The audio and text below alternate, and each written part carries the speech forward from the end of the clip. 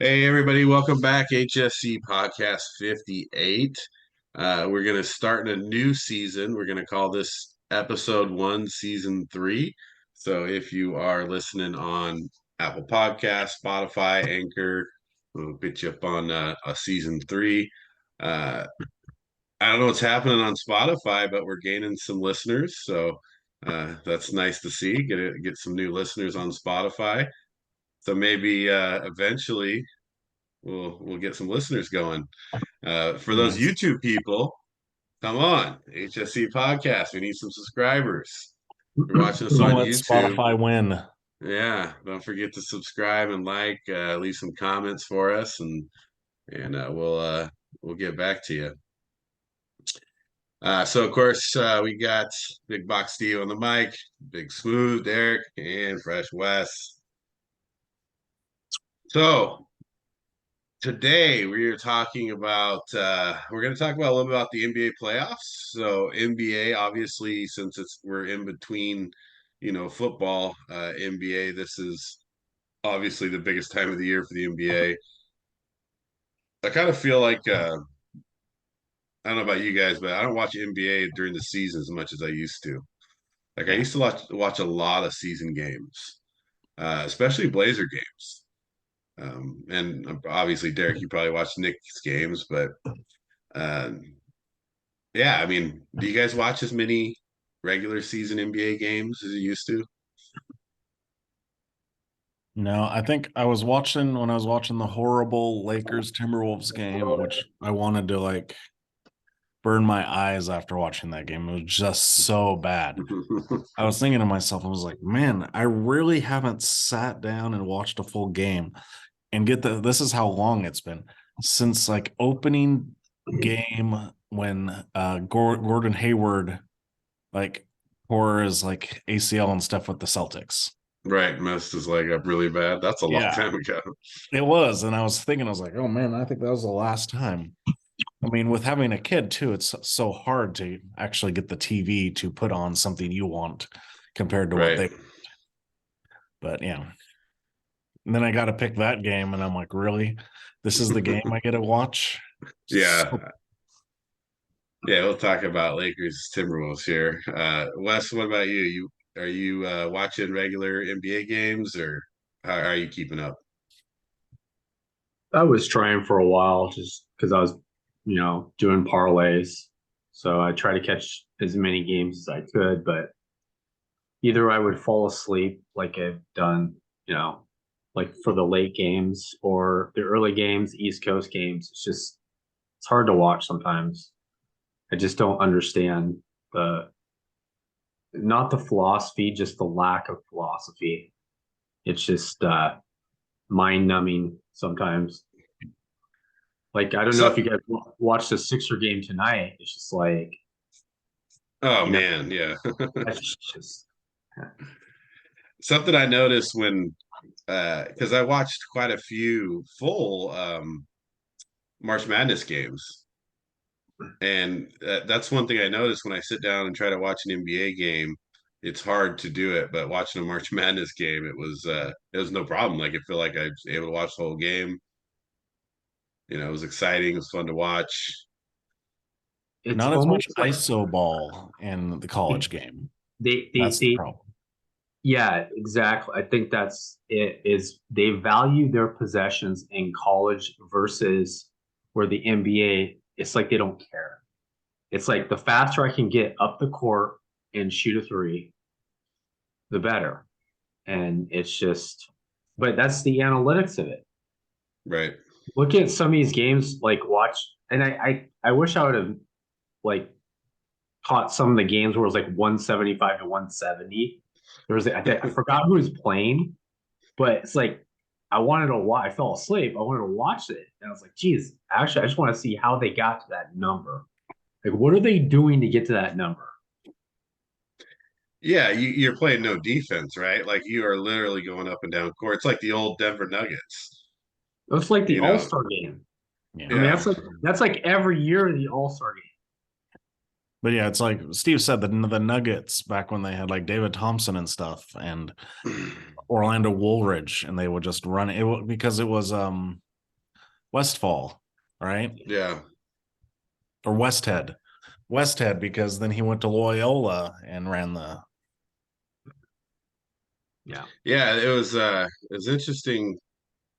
So, watching a little bit of the games here as the playoffs are starting, and just the amount of threes that are shot, the amount of ISO ball, the defense that's not being played is kind of crazy. Um, and so it kind of makes you wonder, though.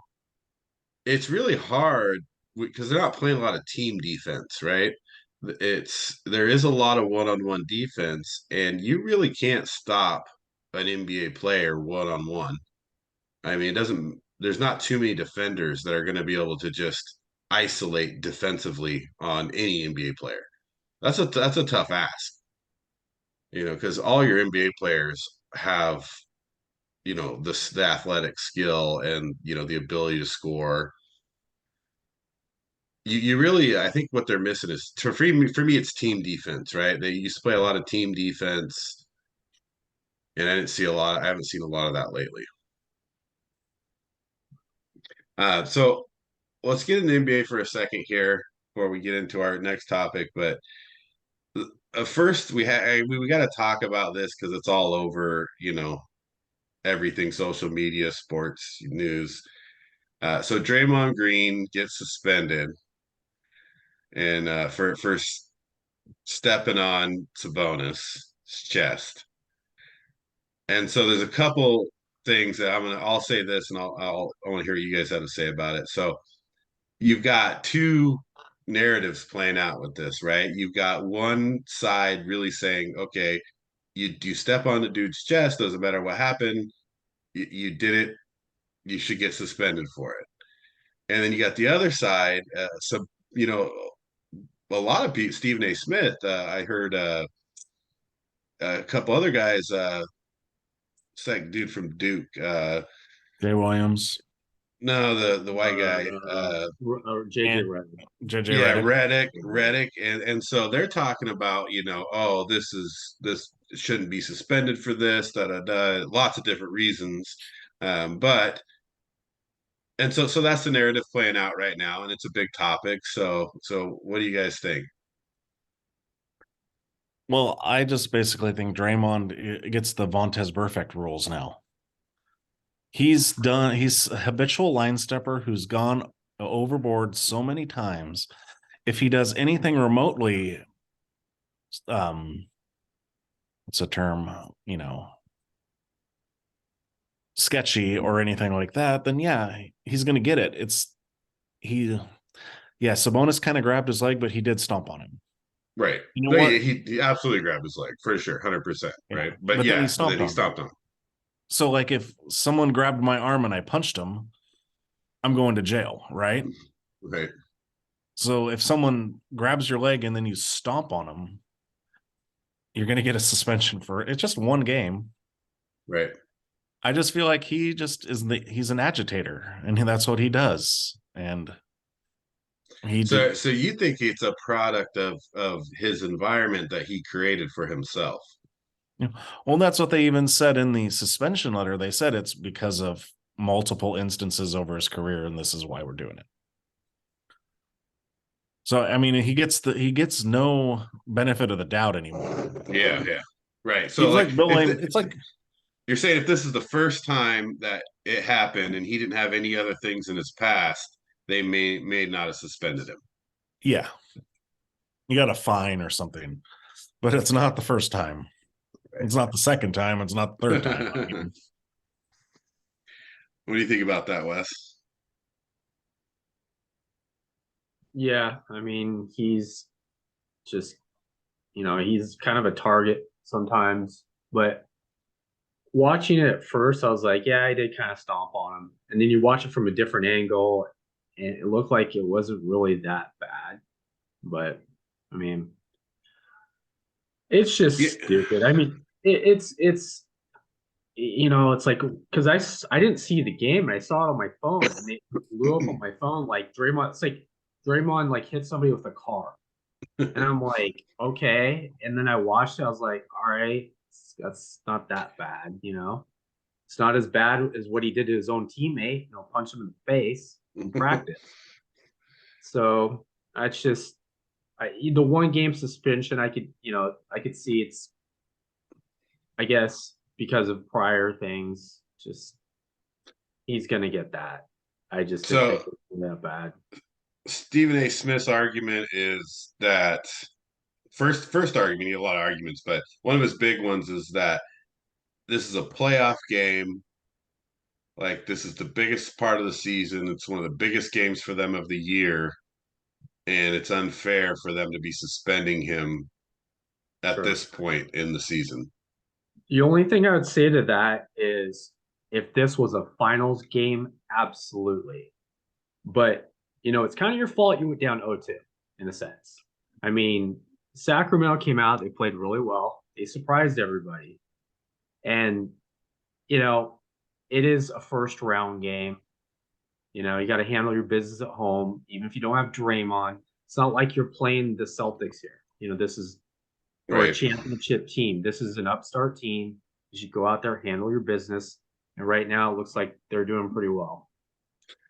Well, and Yeah. precedents have been set. Draymond has been suspended for a finals game.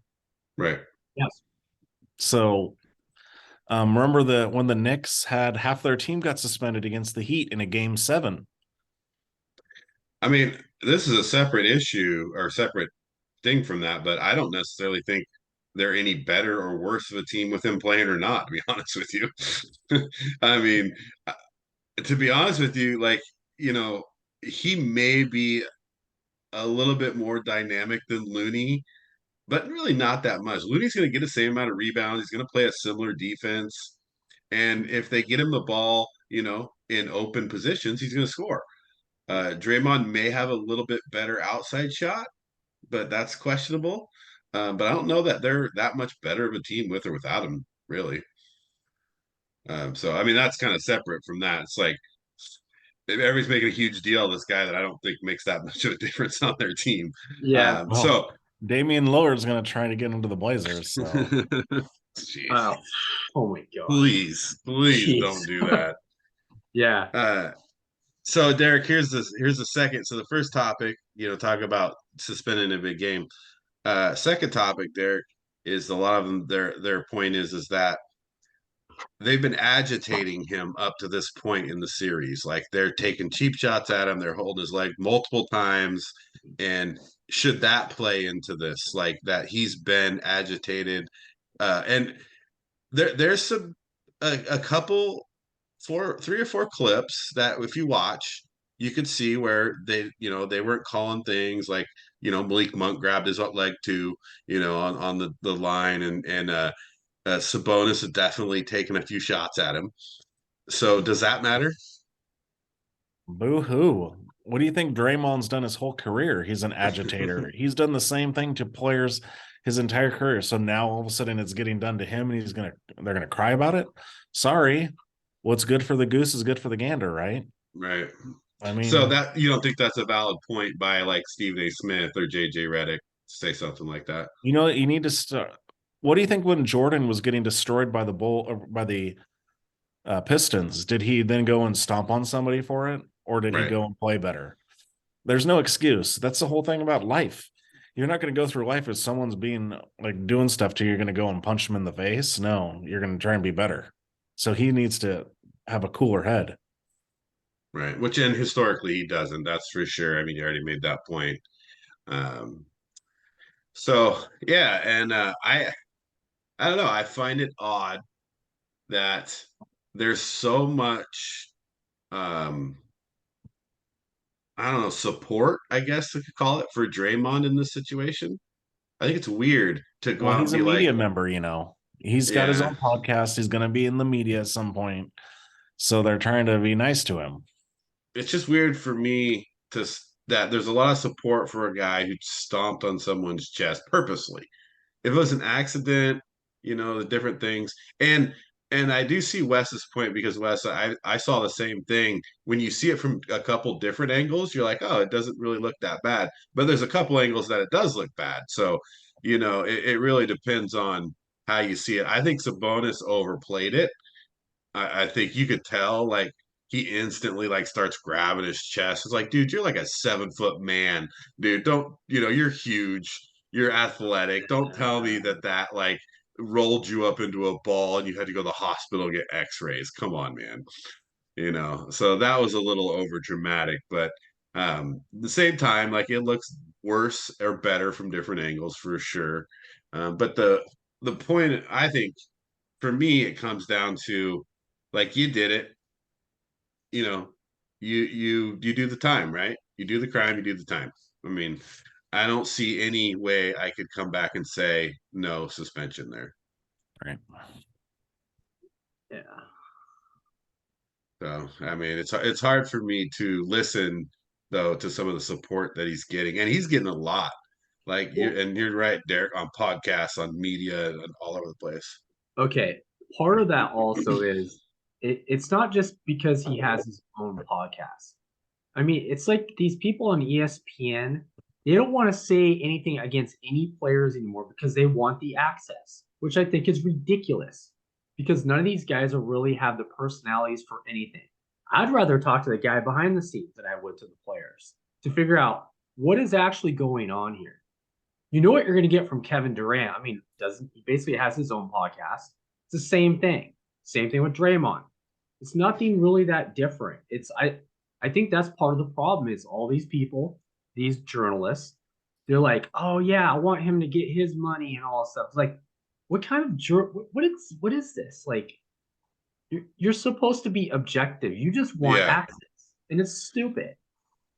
I don't even think it's. I mean, yeah, I'm sure the access is there, but I also feel like they kind of trying to find a reason, to go against like what's happening, like trying to find a reason Draymond shouldn't be suspended. It's like yeah, like you're digging.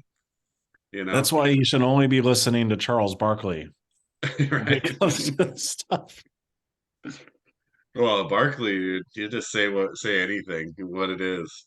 Well, that's I will say the inside the NBA crew, that is they will say stuff. Yeah.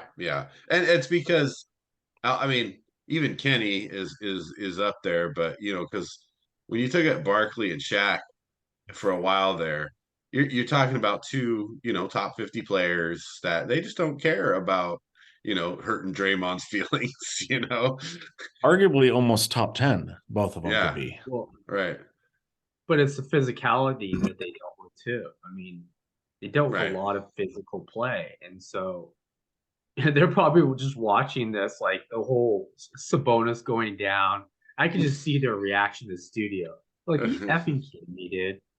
It's like, just like, he's going to the hospital and I gotta say, I mean, I'm annoyed by the leg grab. That's annoying to me because that's kind of like, a cheap thing to do when you're around some guy's ankles, and that's the worst thing you could do around a player, a basketball player. Their feet, their ankles, their legs are their livelihood, and so I'm not a fan of that for sure.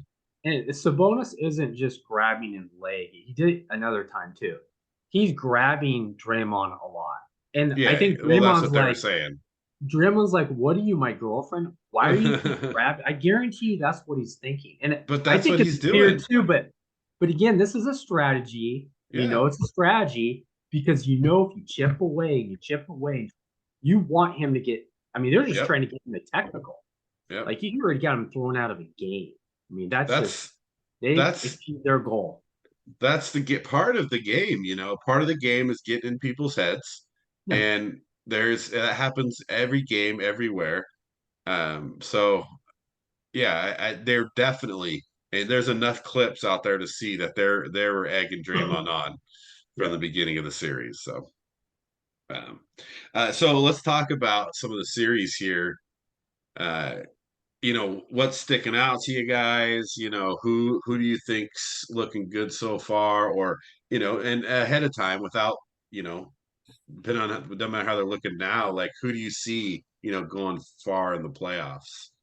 Well, I do want to bring up one more point. In the Warriors-Kings game right now, Looney has 17 rebounds in the third quarter. Right.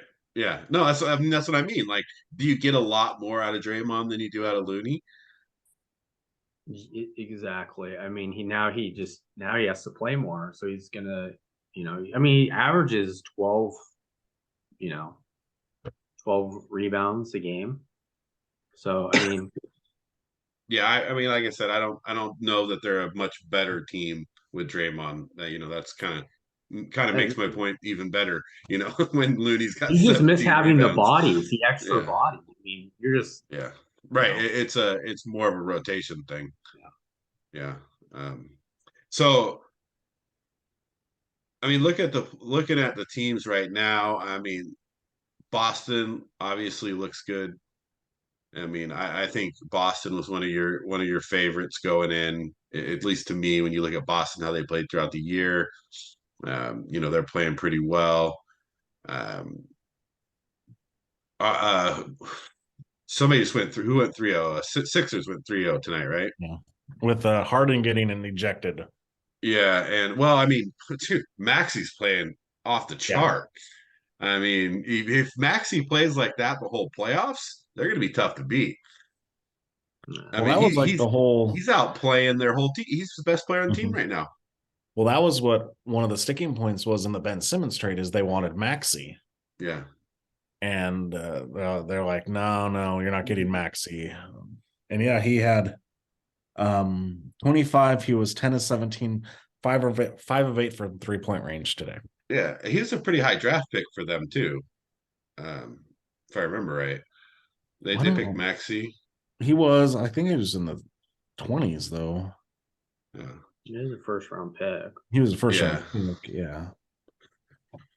But I mean, that's when it comes to the He was playoffs, I think 21. you got to kind of look at things like that, right? Like what players are stepping up for teams because you're going to get star power usually, right? Your stars are going to play well typically. It's when that bench player plays real well or one of your starters is playing above their game. So Well, we've had tons of injuries already. You well, had I mean, you've got Morant was out and Kawhi Leonard was out today. Giannis was out. Yeah. Um, Jalen Brunson was a game time decision. He played, but Josh Hart was doubtful also. I mean, there were tons of players either Well, how you feeling out. about the Knicks? How you feeling about those Knicks? I mean, well, let's start there. I mean, that's your team. So what are their chances here? I think they're fine. I mean, what you do when you're the underdog team is you just need to steal one away. They did. Right. Then they didn't play well the next game, but still they're 1-1 with home field advantage now. So I guess it depends on what happens in New York, but it's Yeah, going and to be tough. Cleveland. I mean, I don't know. Cleveland doesn't look too great either. well, they got Donovan Mitchell. He's pretty good. Yeah. He should be a Nick, but um, I'm Well, confident Knicks will pull that series out. I think Garland is the one who's having a pretty good playoff so far, right? Let me check here. How about Yeah, Garland had a good game. Mitchell had 17 points but 13 assists. So what do you guys think about Phoenix? So Phoenix, obviously a tough series with the Clippers so far, but yeah. looking at Phoenix on paper, I mean, Phoenix looks pretty good on paper. Well, the Clippers look pretty good on paper too, if they're Yeah. healthy. But Paul George is out. Kawhi's not playing, but they're only 4 points behind the Suns right now in the third quarter. So that's kind of interesting to me. The Yeah, if they Suns could shouldn't go win the 2-1, series. Yeah, Clippers go 2-1 with Kawhi not playing. that'll be Uh, but it's weird because I mean, Devin Booker, he's really carrying the Suns. And it's like Durant, dude, like you got to show up, man. Mhm. Well, right now it's kind of interesting. So 10 minutes left in the third quarter. Booker has 22, Durant has 16. The rest of the team is under 10 points. Like Paul has 7. That's the next guy. So basically it's Booker and Durant right now. Yeah. I don't think he's fully back to, it's probably going to take him another week or two. He's not really back at games, but he was out for a while. Yeah. So, and that's kind of what he does. He kind of lollygags a lot after. I mean, he's been injured a lot. I think people forget how many injuries he's had just in the last 5 years. He's not a very big dude as far as just his frame. Right. And so I think he'll get back up to speed here in the next couple of games, but only have 16 points tonight. I mean, he had 27 in the first game, 25 in the second game. So it's not like he's scoring 10 points. He's still scoring. Yeah, he's you're just used to. I mean, I know it's a different situation. It's a different team. He's got to get, got to figure out what he wants to do as far as where he wants to be on the floor versus CP3. Where Booker is more comfortable. It's a brand new team. He's got to learn. And Ayton's is the X factor. I mean,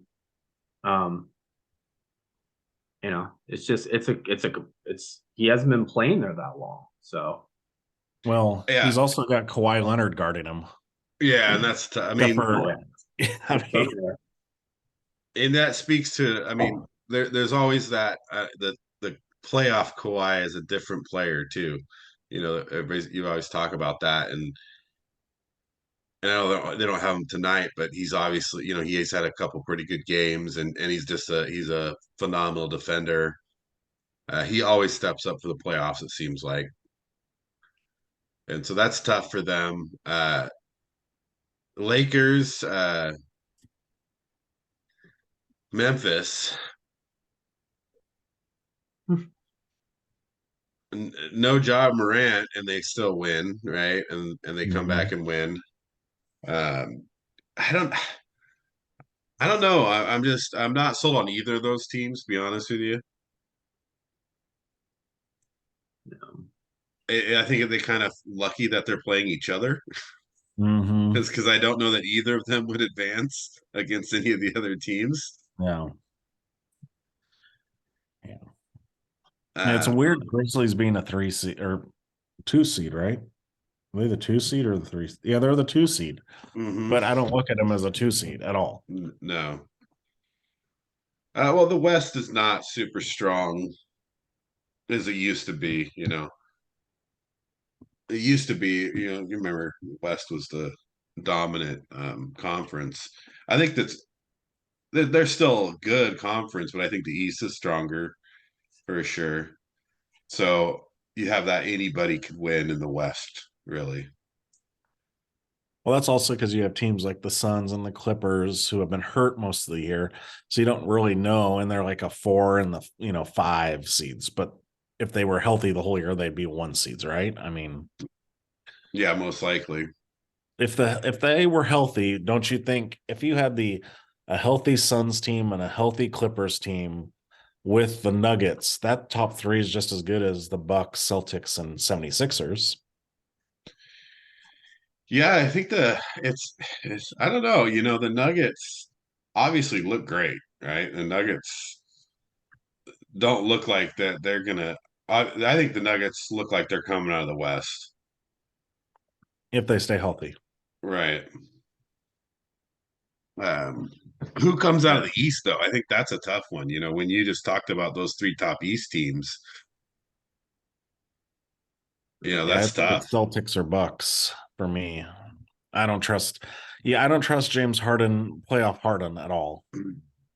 Yeah, Matt. I think Max would have to continue to play the way he's playing, which is a possibility. And if Embiid can have some epic games, he needs to play a little better too.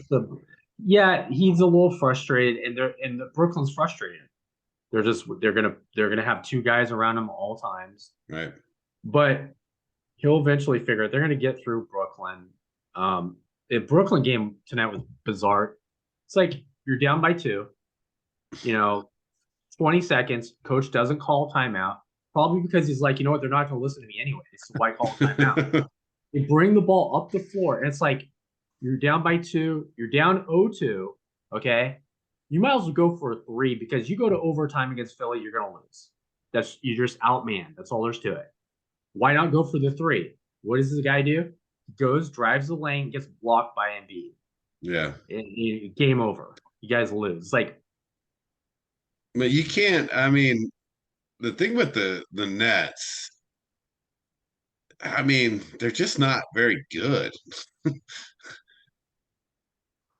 yeah, What I just don't see how they had a chance at winning that series. they don't.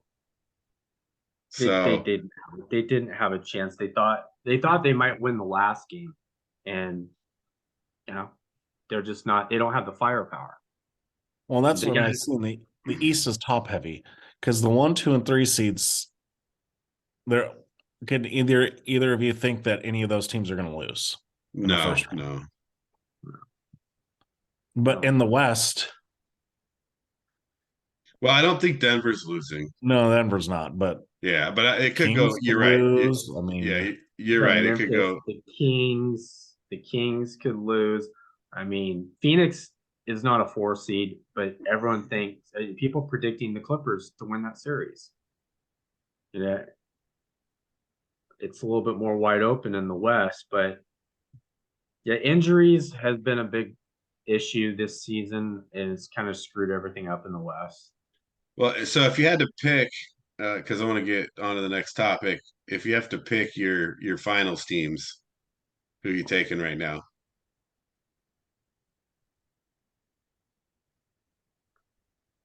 I think I go with the Celtics in Denver right now. that's what I'm picking too. Yeah. Yeah, I mean, it's hard to argue that, I think we're all in agreement there. I mean, Denver's never been to an NBA Finals, and it's weird. It's hard for me to pick them, but I just think, I mean, Aaron Gordon's he's playing so well that I think he's kind of the X factor. Yeah. Murray's going to give you what Murray gives you. Jokic, Yeah. but Gordon is just kind of playing out of his mind this season. He continues to play like that in the playoffs. I mean, I think they're going Well, to. because you can't, I mean, that you have to basically let him roam, play one-on-one, a lot of one-on-one with him, and Gordon's going to beat a lot of people athletically.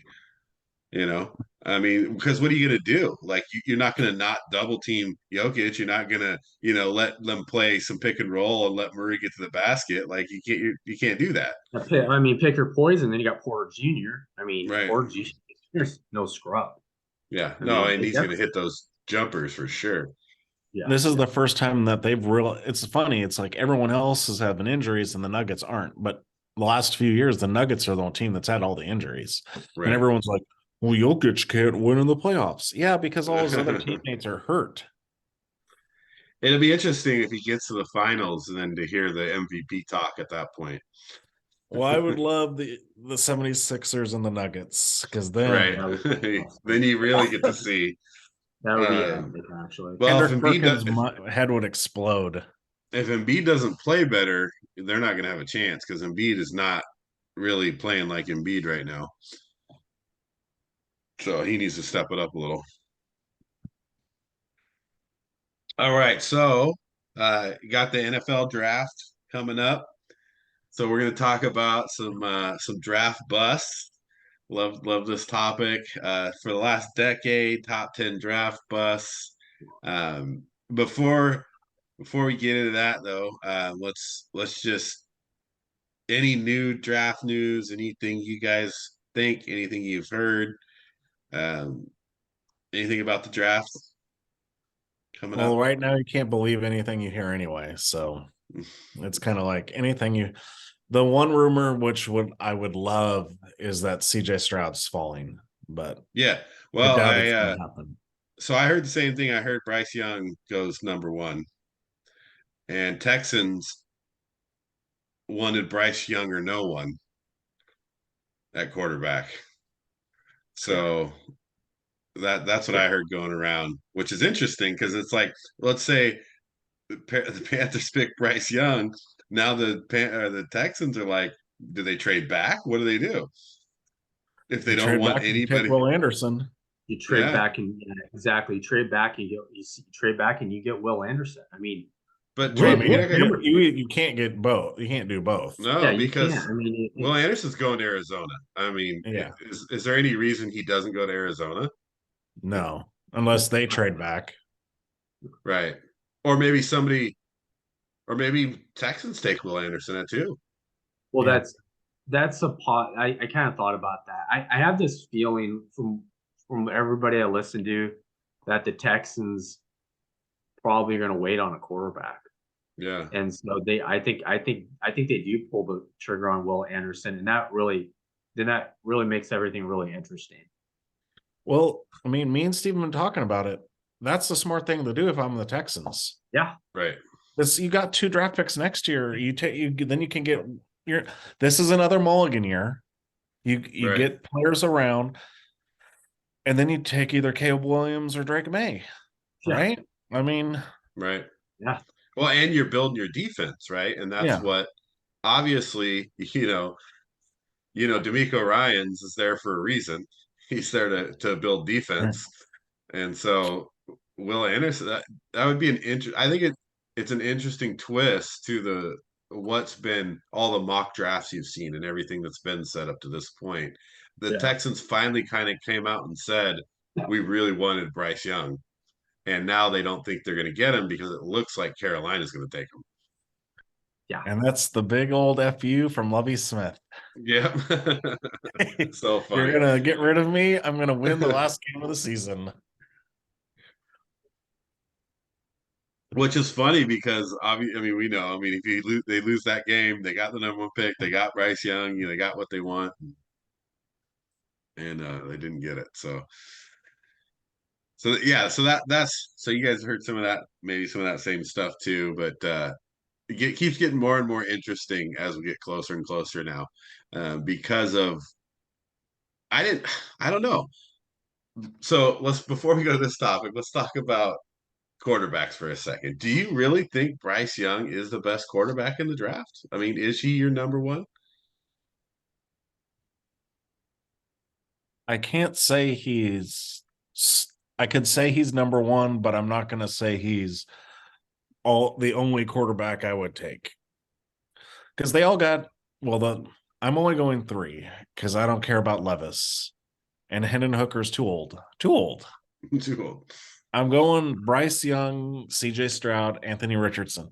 And what I'm doing with those 3 is it just depends on what you got going on. Richardson, for a team that's got a quarterback that can play right now, but is not your franchise quarterback. You want to sit him, you want to bring him in, give him sometimes to sit. You don't want to throw him out there. Stroud, I can see starting right away, and Bryce Young, I can see starting right away. Stroud has more of the athletic abilities, gifted. Bryce Young's more cerebral. So that's where you got to give and take. Which one do you want? But I don't know. It's a coin flip for me between Stroud and Young going one, but as the best quarterback. What do you think, Wes? I think what Bryce Young's demonstrated, especially last year, is his ability to improvise to the point where if you apply a lot of pressure to him, he's like he's by far the best quarterback in college football. So I think transferring that to the NFL makes him the best prospect just because he's going to have to deal with a lot of adversity his first 3 or 4 years. Versus Stroud, Stroud's got the athletic ability, and he has the upside, but you don't know how, when it comes to pressure, how he's going to handle it. And rookies are always going to get pressure. Yeah, yeah. But you're talking, then you have your sophomore, that whole thing's going on. I mean, there's a safe pick and I think he's more of a safe pick for Carolina just because of that. But to me, I would rather have Stroud and coach him up. I mean, it is Frank Wright. Frank Wright was a quarterback. He's a good quarterback coach. He could see the ability Stroud has. I mean, Stroud has a cannon, and he could throw the ball from almost every angle if he has to. He's pretty fast. Why he has the ability to coach him up and take away some of his deficiency and just build everything around him. Right. Well, with that though, wouldn't you say then they should take Anthony Richardson? Because doesn't Anthony Richardson, like, his ceiling is higher than anyone? He's just rawer than anyone, right? So if you mold Anthony Richardson, you could have one of the greatest players of all time, right? Or he's a boomer bust. Yeah, but I think there's less. I think it's a little safe. I don't think CJ Stroud is as much boomer bust. I think it's a little safer. Well, he is, but he also had Marvin Harrison Jr. and a lot of good receivers where That's the Richardson criticism. had nothing. That's like the criticism that people have been saying the last couple of weeks. Like, look at the guys he's throwing to. I mean, he's throwing to Marvin Harrison's son, who's like Marvin Harrison, but a freak athlete. I mean, I get it. I mean, he's been throwing to great receivers the last 2 years. Well, Bryce Young's playing for Alabama. Yeah. Well, that's what I'm saying is if you watch the tape for Richardson, how many drops there are, because everyone talks about, oh, his completion percentage is so bad. Yeah. Well, yeah, you got to watch the games to say that it's not all his fault. Yeah.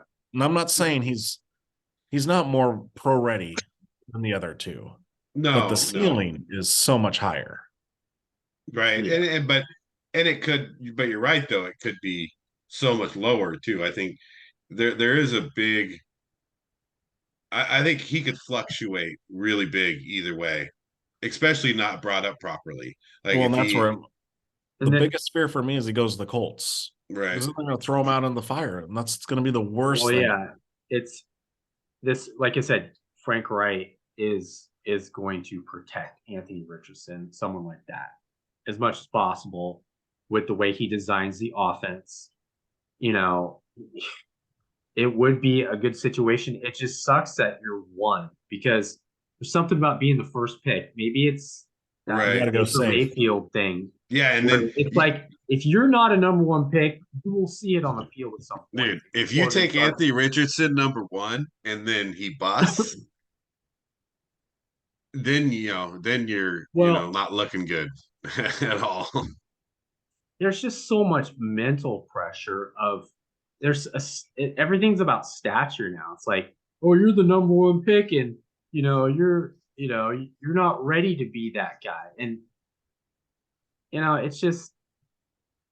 Well, here I'll tell you something that I saw with Bryce Young that I didn't like, which was his inability to throw the dig, over the first level and under the secondary. He really struggles hitting that, getting over the linebackers when they run that deep dig or that deep end, whatever you want to call it. Yeah. And that's a big route in the NFL. It is. And I don't know. And maybe he was just checking down a lot. He didn't throw it a lot. When he did throw it, he had some tip balls, or he had trouble getting it in there in time. And so when I was looking at that, I was like, maybe he does make good decisions. Maybe he's pro ready. But if you really can't make those kind of throws, like, is that really the guy you want to take at number one? Well, that's what you got. You've got safe. Like the pro ready, but he's the safe with the lower ceiling. You got the CJ Stroud who could play right away, higher ceiling, but not as ready as Bryce Young. And then you got Richardson, who's not ready, but has the highest ceiling. So that's a gamble. Then Levis comes out as the best of all four. No, but Levis puts mayonnaise in his coffee, so that guy can go to hell. Yeah, it's gonna be It's gonna be so funny when Levis comes out and is like rookie of the year. Well, you know what's going to happen after I'm saying all this? Good old McDaniels, they're going to draft Levis. Oh yeah, that Oh, might happen too. Okay, so we'll get more draft stuff. Let's talk about draft bust, right? So this is on topic because we're talking about, you know, you take a one, who do you take? You know, where do you draft these guys, and how does this play out? So we're talking about the last decade of these draft busts.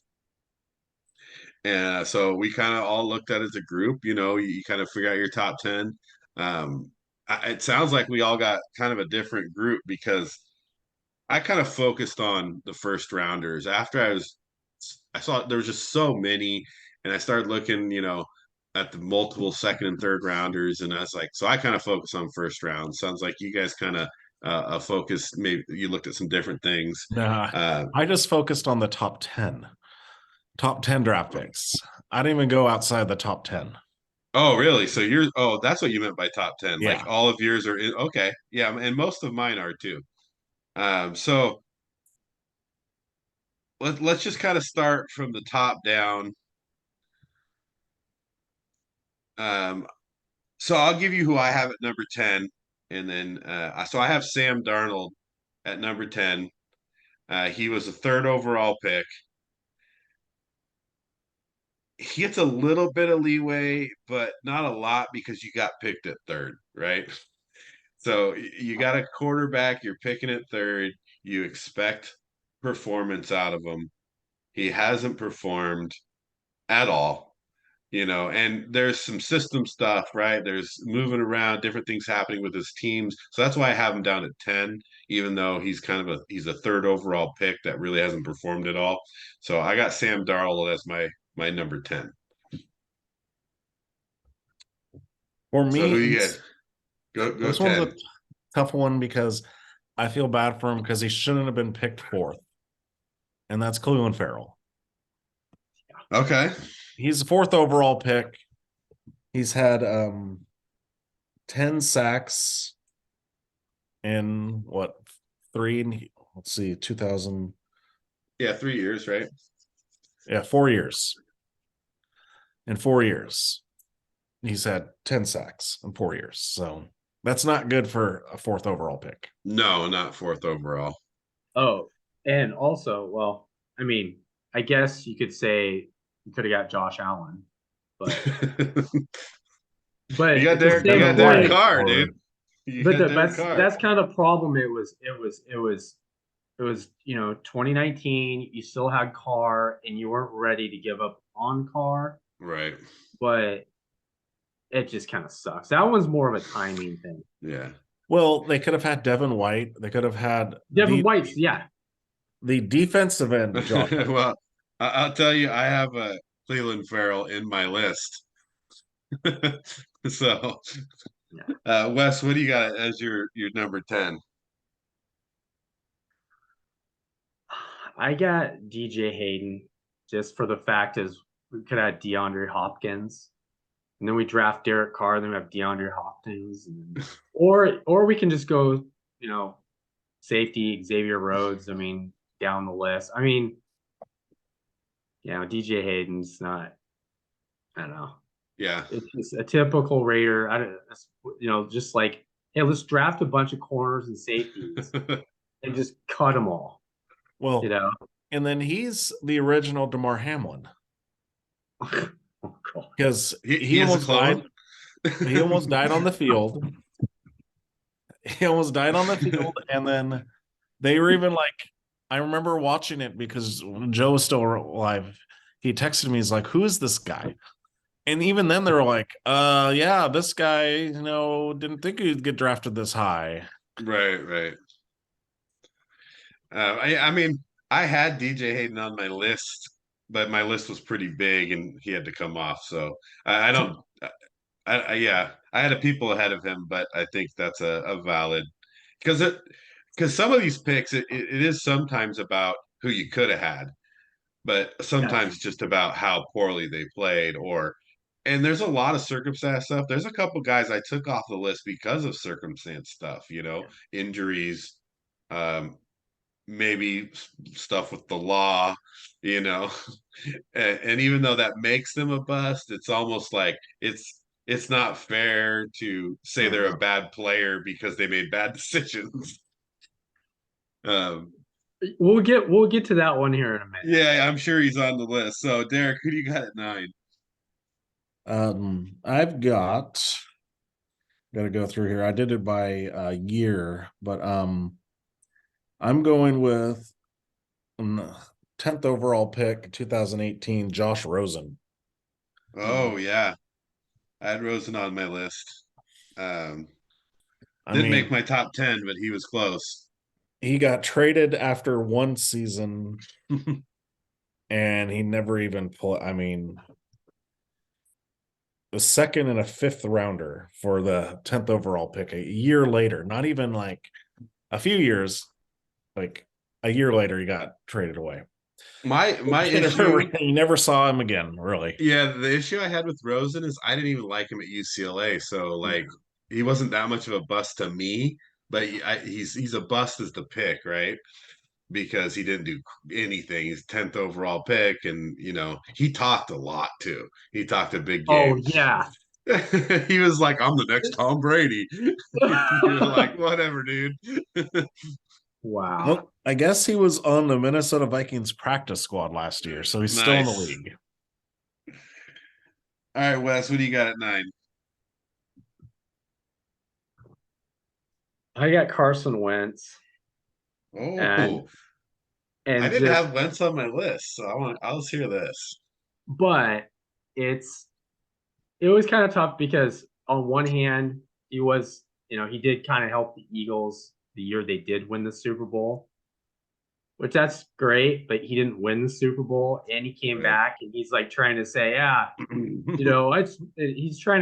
he wants to be the guy, and you should be the guy when you're the second pick in the draft, and that's the problem. And then he, what happens? He's not there. He's gone. Right. So. And he's gotten progressively worse is the problem with him. Yeah, it's just but he's a Pro Bowler. Like, I mean, he made a Pro Bowl. The only issue I have with Wentz, though, is he was 3rd overall in MVP voting one year. Right.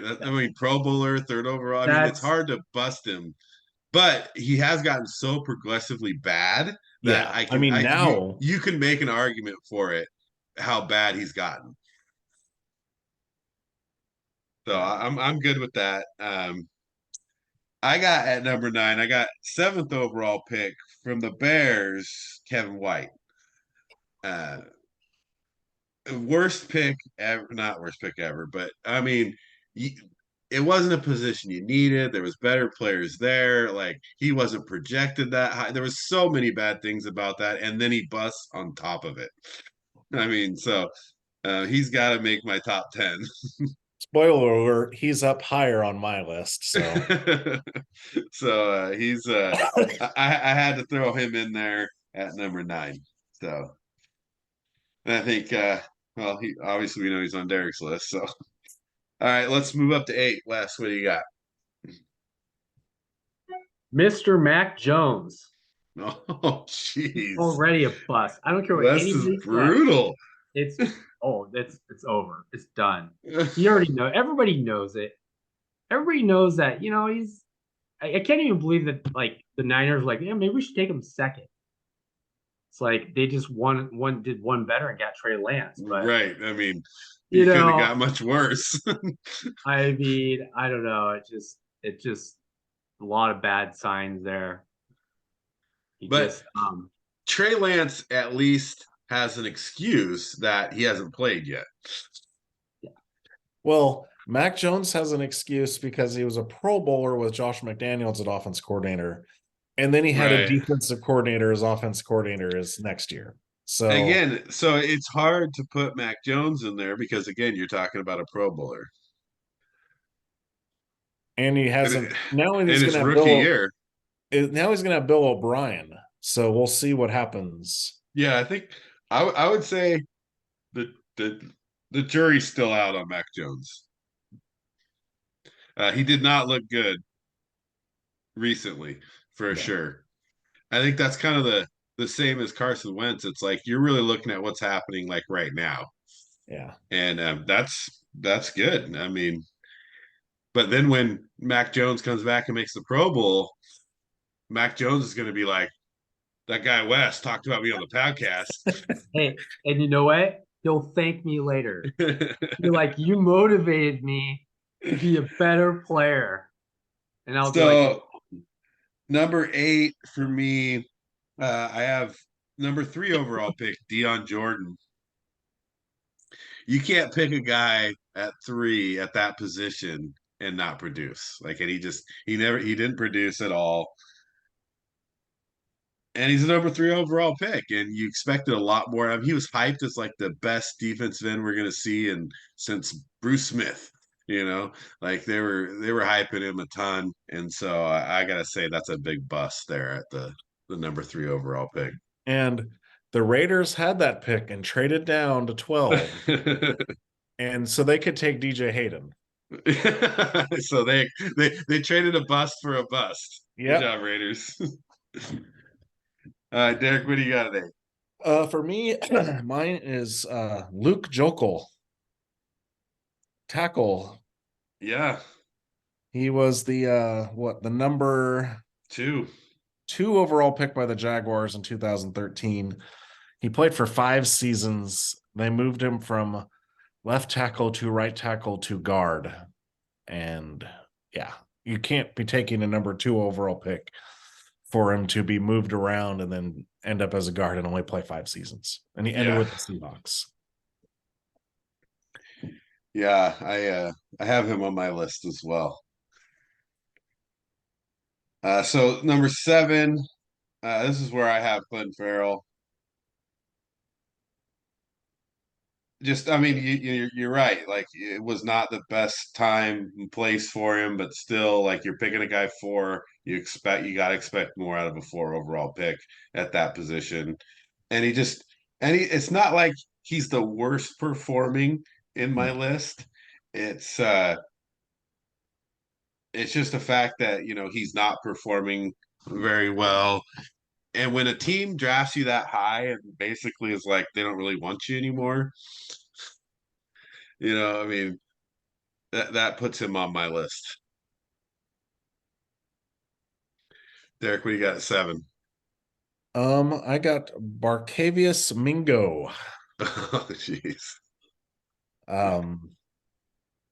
Where was he? Was the number 6 pick for the Browns in 2013. He played 8 seasons, 12 and a half sacks in 8 seasons. Yeah. 12 and so I took him off my list because he played 8 seasons, but he was terrible. I mean, it was a high pick. He didn't do a lot, but yeah, so he was on my list, but the 8 seasons, like the longevity is the only reason I kept him off the top 10. Yeah, but I mean, he didn't. Cleveland Farrell's almost already eclipsed him. Right. Yeah, we'll see if he can make it all 8 seasons. But yeah, he is definitely on the list, so I could agree with that one. Wes, what do you got? 7. this is where I had Josh Rosen. Yeah. I mean, it's he was upset. People passed on him, and he's basically saying, "I'm going to get everybody back." It's like, how'd that work out for you? Yeah, it worked out real well. But he got paid. He's still in the league. That's what I'm saying. He got some money. He's still in the league. He's got the hardest job in football, holding the clipboard. Let's see. Let's get to 6 here. Derek, what do you got at 6? Now this is where I got Dion Jordan. He one of the biggest busts. He played 7 seasons though, but he had 13 and a half sacks in 7 seasons. Right. So one more sack than Mingo. But he, as the number 3 overall pick, trading up to get that too. Yeah. I think that's the big key is they traded up to get him. And yeah. And he was a much bigger prospect than Mingo for sure. And he kind of he played in a better defense for getting sacks, and he didn't produce at all. Oh, let's see here. I think that was just a bad year. I mean, I could have put 'cause- Jordan higher. I definitely could have put Jordan higher. Yeah, because in that, yeah. So for me, that was the year they did Jokel second, Deion Jordan third, Mingos sixth. And then in between those, you had Eric Fisher, Lane Johnson, and Ezekiel Ansah. The three guys make the Pro Bowl, three guys busts for me. Yeah, that's brutal. And then I don't know, I don't want to spoil anything, but man, the rest of that top 10 is bad too. Yeah, that was a pretty rough draft.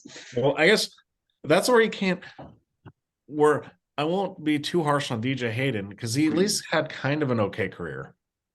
Yeah, no, But, and like D. Milliner. yeah, he was on my list too. So was Hayden. What? Wes, what do you got at 6? Well, this is where I got a little confused. Surprise, surprise. I put Jordan Love. That was my original list, but Jordan Love, yeah. Yeah. I mean, Just- I wouldn't. Because you know what? Look at everything that has been caused just by picking him. Right. Was it really worth it? You know? Well, and he's not good. So so on top of like all the crap you put your team through, the guy hasn't played yet. He's not good, and now you have no choice going into this season. So what we got here is Wes is giving bulletin boards to Carson Wentz, to Mac Jones, and now to Jordan Love. Yeah. And Josh Rosen's going to come off the practice squad. Josh Rosen's he's gonna be playing the USFL later this year. Yeah. I don't know why he wasn't in the XFL. He should have been balling out. Yeah, you see these guys, you don't even know who these guys are. Well, because it's easier to hold the clipboard in the NFL. Yeah, but a lot of the quarterbacks, you know who they are, though. Yeah. I don't think Josh Rosen wants to play football. No. I think he wants to play the piano or something. Yeah. Piano. That's Joey Harrington. Never mind. Right. Yeah, that's Joey.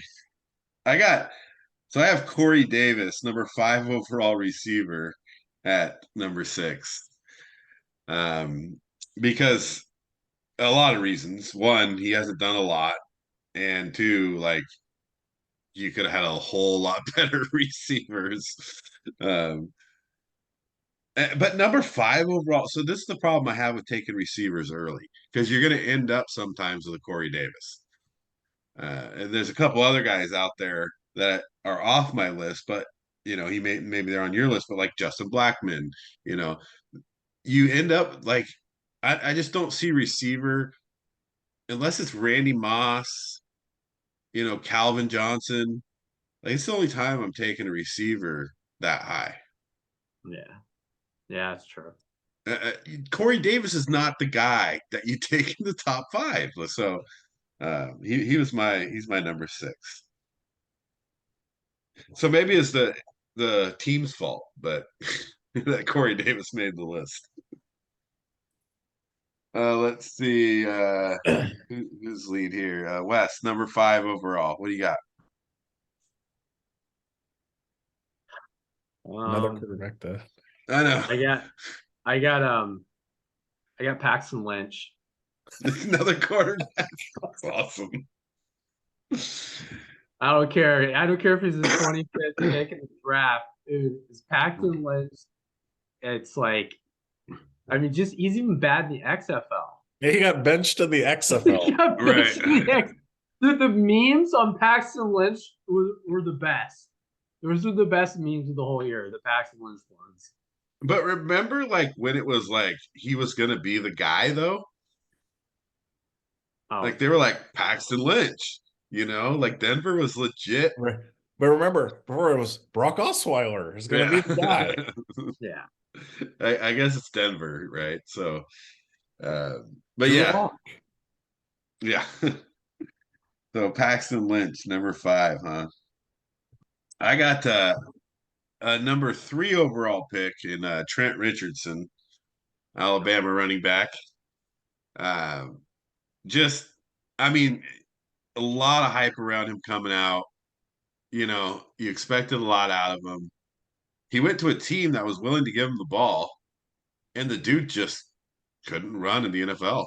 Like, I mean, that was the ultimate showing the difference between college and pros to me, was watching him try to transition, because he dominated. You know, he killed it in college, you know, and he just didn't look good at all in the NFL. And that's why you don't take running backs in the top three. And they You know, traded him a year later for a first round yeah, pick. yeah, to Indianapolis, who he sucked there too. Yeah. So that's my number 5. Derek, what's yours? Well, I guess I'll just say Trent Richardson also. He was on my list. So he had 2,000 yards in 4 seasons. That's not going to cut it as a number 3 overall pick. Right, 500 yards average. And he got the ball a lot. Like he had a really low yards per carry. And granted, I'll admit first that the Raiders have drafted horribly, but I could make a top 10 list of just Browns players. Yeah. Oh yeah. The Browns, you could definitely. I spared the Browns a little bit just because I wanted to mix it up. Because there's a couple other ones, like some corners like Justin Gilbert and some other guys I had on there that, yeah. Johnny Manziel. Johnny Manziel. Yep. Had Johnny, took him off the list. Let's see. So number 4, I have the number 2 overall pick at my number 4 seed here in Zach Wilson. Because this guy is just trash. He's a trash as a person. He's trash as a quarterback. And I don't like him. And you took him number 2 overall. And so congratulations, Zach Wilson, at number 4. For me, I go to the 2020 draft, number 3 overall pick by the Lions, corner Jeff Okudah, who just got traded for a 5th round pick. Oh man. That was, yeah. That's a tough one. So I didn't put him on my list because I still kind of feel like the jury's out on him. I feel like he could play more years. So, but it's the same thing. Like he hasn't performed. So yeah, you got to, at this point, you got to call it as you see it. I mean, that you go from a 3rd pick overall to a 5th round pick. Right. Yeah. Yeah. Yeah. So like I said, I'm on board with that. Wes, what do you got at number 4? Which quarterback, should I say, do you have at number 4, Wes? it all comes down to quarterback, man. It's the most important position. And yes, Right. I got another quarterback. There's Johnny Manziel. Johnny Nice. Football. I mean, come on, Johnny. Dude, I'm still defending this guy. I'm like, why isn't he in the XFL? I mean, who are these guys that they get in the XFL? I don't even know who these guys are. It's like, you're telling me we can't put together, some coaching, some game plans to get, Johnny back in football? Yeah, maybe in the XFL. But that Skip Bayless video, man, that was good. Oh, geez, brutal. That is brutal. You're wrong. This is a franchise player. Yeah. Like, how many times has Skip Bayless been wrong? And that's like, okay, you got a guy in Merrill Hodge who watches film, he studies, does all that. That's his job. And played football. Yeah. And you know what? For a long time. It was a good player. And you know what's crazy about that is when you guys showed me that video this week, I probably would have put Johnny Manziel in my top 10. But the reality of him thinking that he was going to be like an all-pro and a multiple Super Bowl winner, whatever he was thinking, I felt bad for picking Johnny, but it's his fault. It's not my fault. He's it's Skip Bayless's fault. It's Skip Bayless's fault. So to say you had Bridgewater and Carr go after him. Right. Yeah. Well, he actually was projected a lot higher. Remember, he dropped. Like they were talking about him going in the top 10. yeah, top 5 originally, and then he Yeah. just kept dropping and dropping and dropping because they had him in like the green room, like the ready to be drafted room, like whatever they call it up there. So let's see. Derek, what do you got at what do we got? 3. Here we go. Get the top 3. Let's hear it. I'm gonna go with one pretty much, I'm going with Zach Wilson. I mean, it's We called it I'm though. there. When he Yeah. got drafted, we said he sucked. Yeah. And he does. He lost the team. They got so desperate now that they're giving in to all the whims and everything that Aaron Rodgers wants. Because it's like they're so desperate. They looked so bad offensively with him at quarterback. Yeah. Oh, just it took terrible. I So, mean, yeah. you bring in Mike White, dude. I mean, like, Mhm. and they played some dude from like the practice squad or whatever. Yeah. Well, they had also Flacco, right?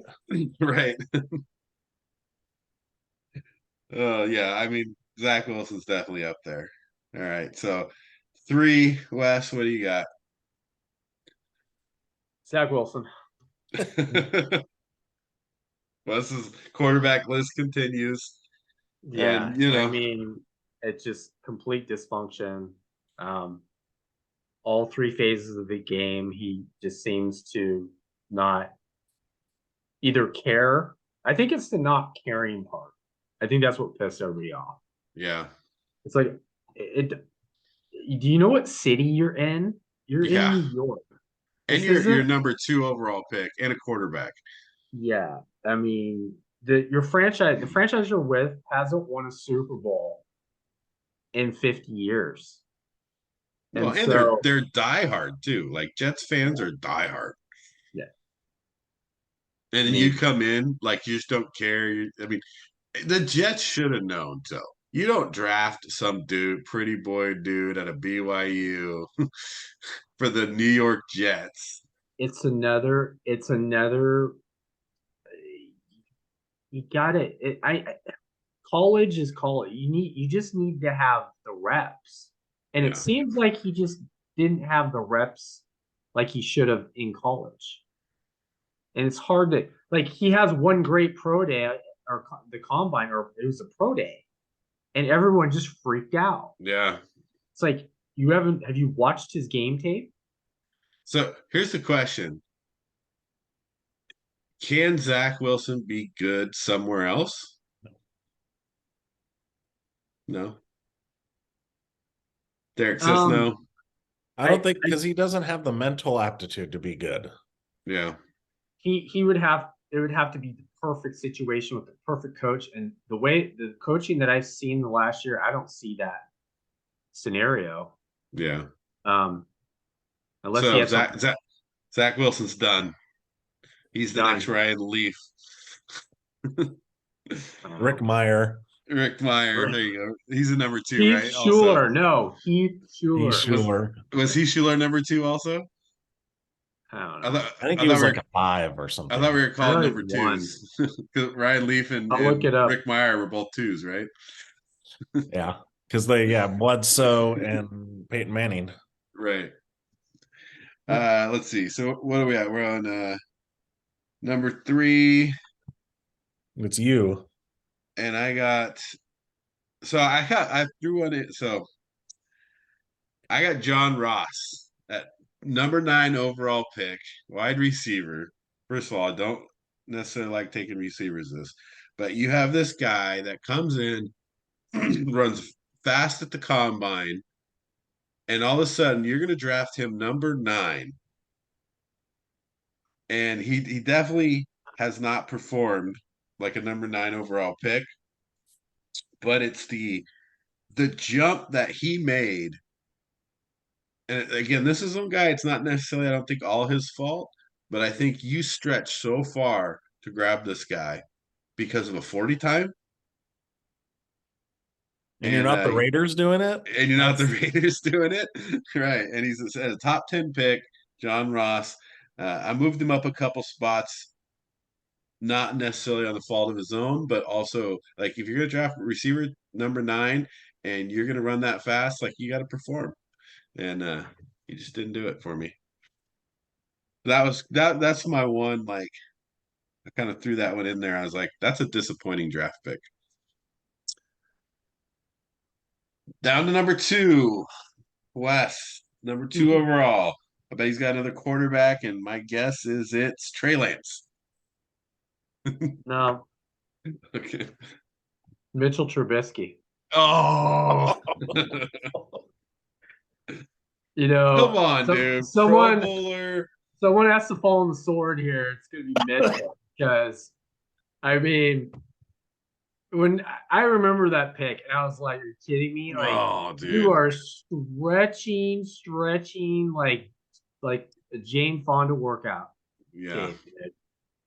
Well, considering Mahomes went to become who he is. And Right. there's that Patrick Mahomes guy at 10 that was there, and I guess he traded up to get it. But it's where the number 2 pick, and you're just like, he played 1 year, and it is the Bears. They've been doing casting calls for a quarterback for like 40 years. Yeah, I mean, at least. And you get here, number 2 pick. You're going to get someone who's legit, and didn't quite work out that way. It's the stretch for me, and I didn't have him on my list, but just like I just said with John Ross, I think that applies to Trubisky, because you actually, I mean, he did perform. Like, he had a good record, went to the playoffs, win a Pro Bowl, and so he may have not been what you would want out of a number 2 quarterback, but if we're comparing him to the rest of the guys on the list statistically, he's performed a lot better. But it's the stretch, is what you're saying, is which I agree with, is you can't trade up to a number 2 and then it be Trubisky and then you trade him. Well, and then there's another one. So the 49ers traded with the Bears, and then they took Solomon Thomas, he was on my list, and I took him off. Yeah. He's a bust too. He's a nice rotational player, but you don't take at number 3. So my number 2's already been said. I have him a lot higher than you have him, Derek. I have Luke Jokel at number 2, bust, because this is number 2 overall pick. He's a tackle. You expect a lot out of a tackle. He came out and said he was disappointed he didn't go number 1. And then he sucked. He lost his job to a backup. He hasn't, been a solid starter. His stats haven't been good.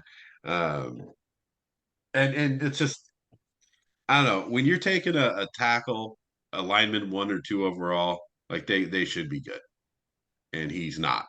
It's like the old Tony Manrich. Robert Gallery. Yeah, Robert Gallery. You guys know that one. So I have Jokel a lot higher. My number What do you 2, got? and this one's a tough one because it's not talent based, it's more personal. But when you take him number 5 overall, the year before you take Jokel number 2 overall, I go Justin Blackmon. Yeah. Played 2 seasons. That's it. Number 5 overall pick, you get 2 seasons out of him. Yeah. That's a pretty poor drafting. And then, I really, Davis and Blackmon, I switched out. Like, I was going back and forth between those 2 guys, but they're basically the same type of guy to me. But Blackmon played a lot less. And Davis is at least still on a team. Yeah.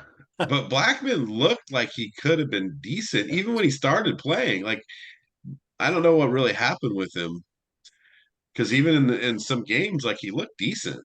Right. In a few games. But man, you're right. It's to play as little as he did at number 5 overall,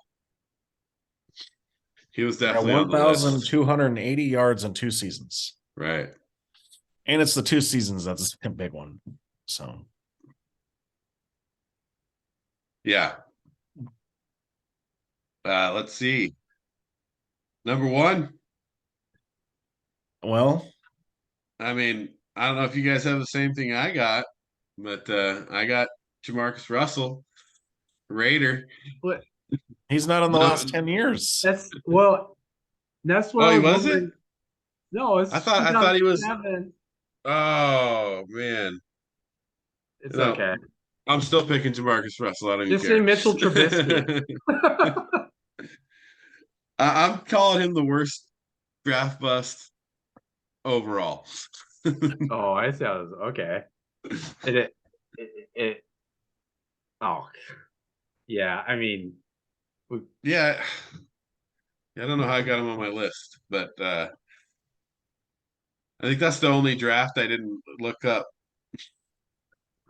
Yeah, But because Carr's been around for almost 10 years. I'm going with Marcus Russell regardless. Worst draft pick ever, biggest bust, number 1 overall pick, and all he wanted to do is eat cheeseburgers. He wouldn't even watch the tapes. He wouldn't read the playbook. So that's my biggest bust. It's funny because Steve goes with the Raider as his number one. I'm going with the Bear as my number one. No. 397 receiving yards in 7 seasons. You had him lower, but Kevin White is the biggest bust ever. I mean, you take a receiver at 7, you need something out of him, that's for sure. Like, not even 397 yards in 7 seasons. Right. Gotta do some math here because that's well, I mean, and the guy, like, he couldn't take a hit. He was injured every time he got tackled. 57 yards a year. Right. That's what he averaged. Which makes you wonder is like, why is he still in the NFL? Like, how do you keep this guy in your team? He's not catching the ball. He's not a good returner. Yeah. Even though he was in college, which is crazy. But yeah, it's hard not to think that Kevin White's not one of the biggest busts for sure. What do you got, Wes?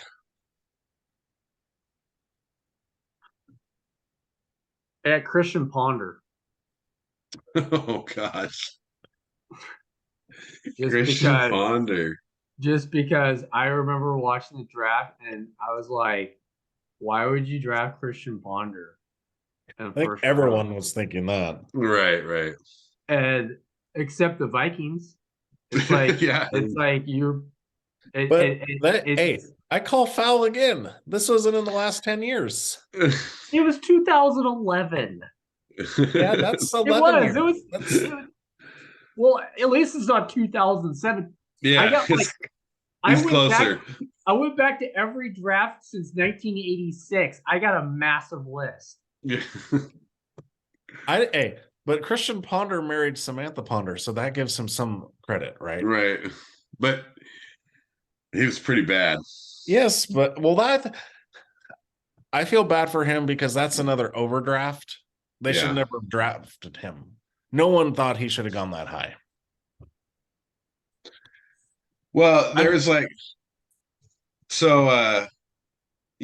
Raiders receiver, Henry Ruggs. Henry Ruggs.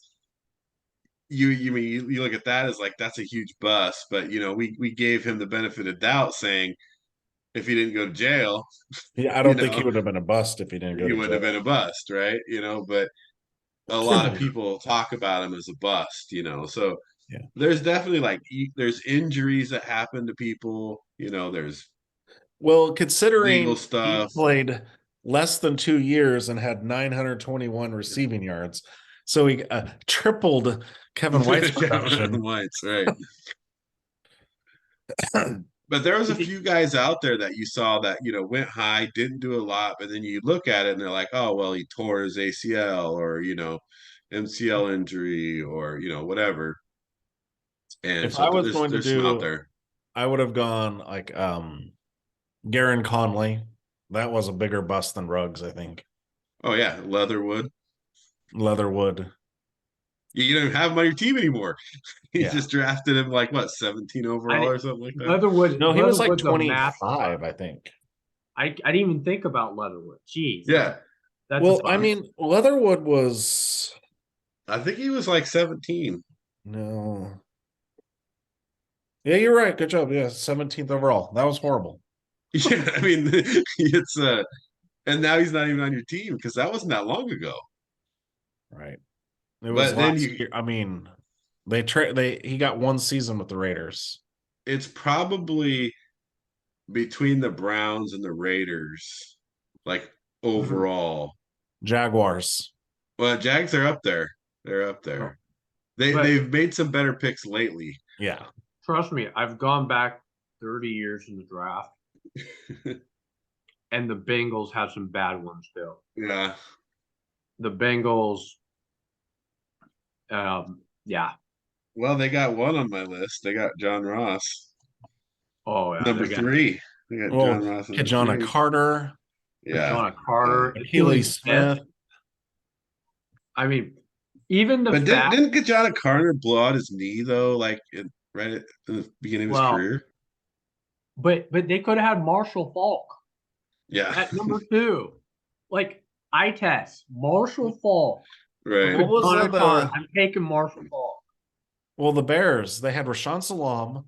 Oh, Oh yeah. And then yeah, they had who some was good the ones. other running back that was a huge bust? That there was like the a top Raiders had him. pick. Benson? Yeah, Cedric Benson. Yeah, sorry, Ben. They took him at like 8. Yeah. You don't draft a running back that early. Like I just said, even back then it wasn't as now it's like crazy. Back then it was like hit or miss. But now I think you're crazy to draft a running back in a top pick. Yeah. Well, Well, they're another talking thing- about Robinson going high. Yeah. they're talking about Bijan.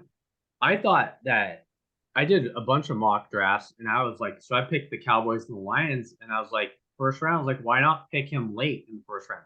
Now Right. they're talking about him going up to the Eagles at 10. Right. Like, really?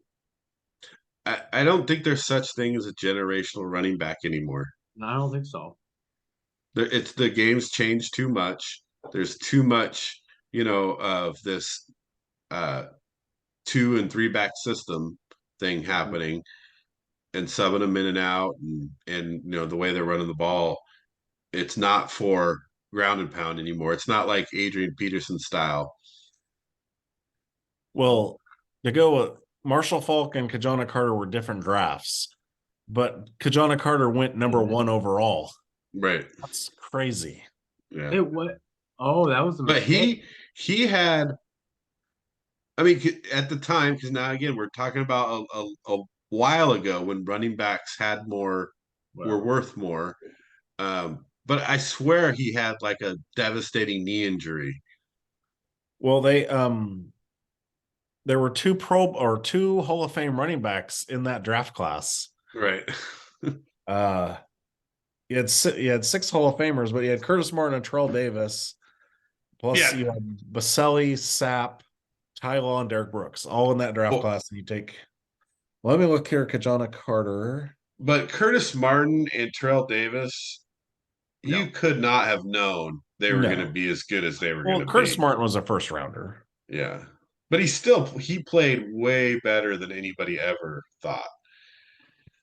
But Terrell Davis was just a phenomenon as far as like how good. Yeah, you were right, Steve. Yeah, Kajana Carter just was injured a lot. And then back then it was harder to get. Yeah. But yeah, that's still a bust. So here, Wes, Bengals had back-to-back number 1 overall picks. Mm-hmm. And they did miss out on Marshall Falk, but they took Dan Wilkinson that year. Oh, that's right. Oh, I wrote it down wrong. Okay, but Big Daddy was good though. Did he even go to a Marshall Falk? No, he didn't even go to a Pro Bowl. Obviously not. Yeah. And he was a good run stopper. He was a good defensive tackle. But he's not Marshall Sam Falk Adams. For sure. Right. And then he can go the next one I would think of, even though they got Marshall Falk. I thought it was back-to-back years. Maybe I'm wrong. I thought Entman and Trev Alberts were back-to-back years, but I think Edmund was 92 yeah, okay. Entman was 92. with David Klinger and Tommy Maddox. Yeah. Klinger was like 6. And that's another big yeah. one. So Klinger. The Colts had the number 1 and number 2 overall pick that year. Wow. And they took Steve Entman and Quentin Coriat. Oh, that's right. That's so bad. Wow. But to be fair, 0 Hall of Famers came from that draft class. Yeah. Oh, I looked that up too. There was not one Hall of Famer in 92. It's bizarre. But here was when the Raiders drafted good though, Chester McLaughlin. Yeah. Yep, Chester's good. Just right. No, I don't think the Raiders have never drafted well, just recently. Yeah. I mean, because they had, obviously you go back, there's a lot of great Raiders. It was starting when Al Davis was getting near the end is when all the drafts started going bad. Oh yeah, it's just when the worst is when, I mean, honestly, they could have got Roethlisberger, right? And then the next year, Aaron Rodgers falls to him, and they could have had him, yeah. And it's just like, what are you doing? And then we have Marcus Russell. It was for me, it was the Raiders. They did a lot of, it seemed like a lot of stretching for their first round picks for a while there. Well, because you had DJ Hayden, like you said, Leatherwood, Farrell, Conley wasn't supposed to be a first round pick. I know there's more. Abram wasn't. Even if you go back further, like when they're, I mean, even Nnamdi Asomugha. Well, Asomugha was good though. I mean, he's not like a Hall of Famer. No, but he wasn't like, he was like the number 28th overall pick too. He was actually, for a time, he was like Revis Island. And when did they draft? 31st overall pick. When did they draft Gallery? Oh, that was when they could have had Roethlisberger. That was 04. 04. So they got Gallery, but Roethlisberger went like 12th. Yeah. Asomugha was a 2-time first team All Pro, 2-time second team All Pro from a 31st overall pick. So that's pretty. It's when he went to the Eagles, he sucked. Yeah. Yeah, he just didn't finish his career great. No, but when he was with the Raiders, he was good. He's Carson Wentz. No, the worst is the Raiders, because you literally could have had Roethlisberger, or you could, Aaron Rodgers falls to you late in the first round. You could have had him, and you could have said, you know what? I don't want JaMarcus Russell. I'll take that Calvin Johnson guy. Yeah. You have Calvin Johnson and potentially Aaron Rodgers. Right. Throwing the ball. Yeah, I mean, that's kind of the story. That's the story of the draft, though, It's like, how many times could you see, like, man, you could have had this, you could have had these guys. I will, and people won't believe me, but back when that was going on, I didn't want JaMarcus Russell. You know who I wanted? Joe Thomas. There's that. Yeah, why not? Yeah, he's pretty good. Because then you take Joe Thomas that year, then you don't have to worry about Robert Gallery, right? No. Right. Or the next year you take Darren McFadden 4th overall. Yeah. Yeah, I mean, McFadden looked like he could have been decent at the beginning. He started strong. He was okay, but if that's all you have on your team, right? I mean, they just didn't have enough weapons. If you would have had Calvin Johnson, like, I mean, that would have been a pretty lethal offense. Yeah, they should have went quarterback sooner. Yeah. Instead of that Kerry Collins guy, he's he did go to a Super Bowl. Oh man, Now we're I gonna didn't. start talking about how good Trent Dilfer is. Trent Dilfer went to a Super Bowl too. They were both Yeah. in the same Super Bowl. They had to be good. I won't say Kerry Collins was horrible. Well, that's the thing is the way the Well, you can't Raiders say looked at Trent him. Dilfer's Hey, horrible either because he he won was a in the Super Super Bowl. Bowl, just like Larry Brown was in the Super Bowl. Right. Let's get him. He's got- What's that guy from the Saints? Tracy Porter. Tracy. Let's sign him to a huge contract because he had an interception in the Super Yeah. Bowl. Well, because did Larry Brown win the MVP? Yeah, he Yeah. had two. Did he have two picks? Yeah. He had 2 picks because Neil O'Donnell just threw the ball. To him. He's Right like, to here, let's him. play catch, but you're the other team. Oh, you're going the other way. It was the worst throws I've ever seen in the Super Bowl. You imagine when that was happening, what was going on in Stefan's mind? Oh man. Yeah. Yeah, it was pretty bad. I think we were watching it there. Probably. Oh yeah, so that's a pretty. I was looking back at 2005 with Cedric Benson going 4 overall. Yeah. Cadillac Williams goes 5 overall. I thought he went 8. No, he went 4. 4. Jeez. You had Cedric Benson 4, Cadillac Williams 5, Troy Williamson 7. That's another horrible wide receiver. Oh, you know who they got at 8 was Cade McNown. Oh yeah, that's good old Cade McNown. Oh, here's one. Wasn't it back-to-back years the Lions taking Charles Rogers and then Mike Williams, right? Both being bust wide receivers. Yeah. Yeah, that's pretty awful. Yeah, there's a lot of busts, and I think you're gonna see that with this draft too. You're gonna be like, everybody's gonna pick who they pick, and then you'll go back a couple years and you'll be like, oh man, you missed out on this, or you. But you can actually, I will say, if we looked back and did the 90s, I bet you there's so many more draft busts than there are in the last 10 years.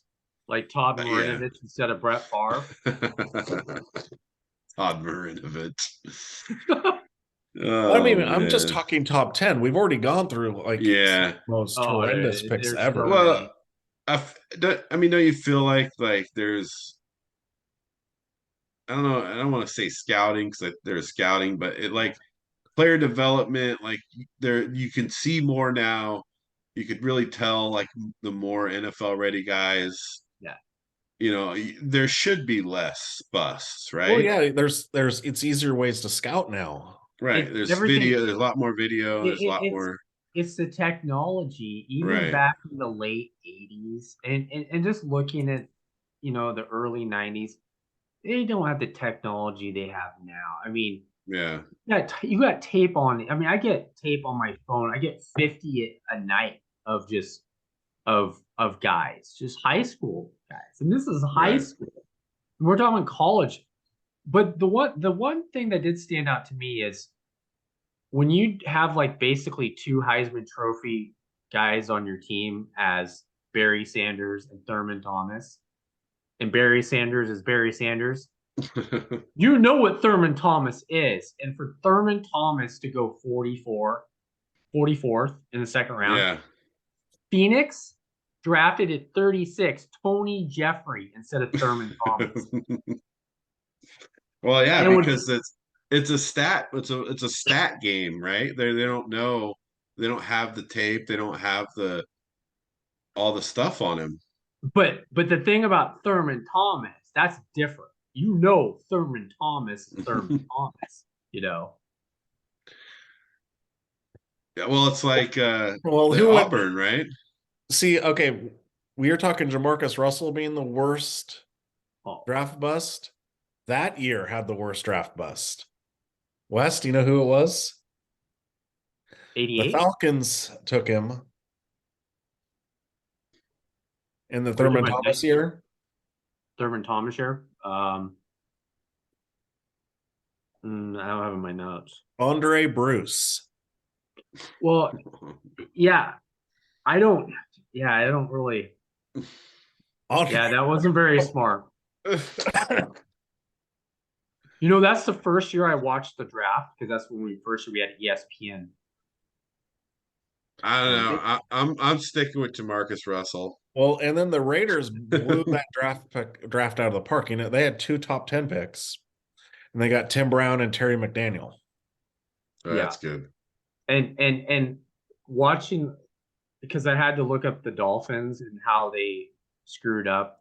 They screwed up pretty bad for 3 years. And honestly, they could have got Thurman Thomas. There was 2 picks ahead of their pick. They were picked 46. Instead, in 1989, the Dolphins with the 8th pick picked Sammy Smith. Right? Yes, and in that draft, they could have got Eric Metcalf. They could have got Dave Meggett in the 5th round. Right. They could have got Steve Atwater at safety. They needed defense. I think Sammy Smith was pretty high up on the top draft bust list. Oh yeah, he is. But he would have been, he was number 8 on my old list. He was number 8. There's some. Okay, so here we go. The Patriots took at 17 John Stevens, running back from Northwestern State. Right, Yeah. Northwestern State. You're going to tell me you have more film on him than Thurman Thomas? Exactly. Freaking. I mean, the Rams Bills would not have gone Gaston to Green without Thurman Gaston Thomas. Green, dude. Gaston Green was solid. Gaston Green. Here's one of my favorites back in the day because of the run and shoot, but the Oilers took Lorenzo White that year. Yeah. Yeah. But he had a good career.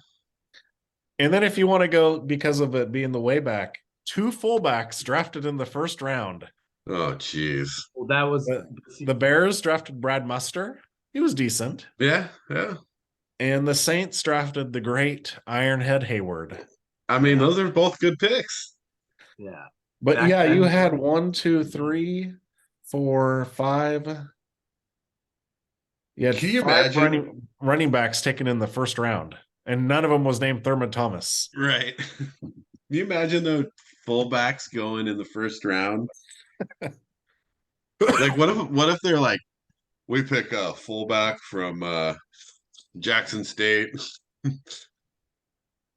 Well, I mean, it was just the 20th anniversary of the Raiders taking Janikowski. Jeez. There was another one.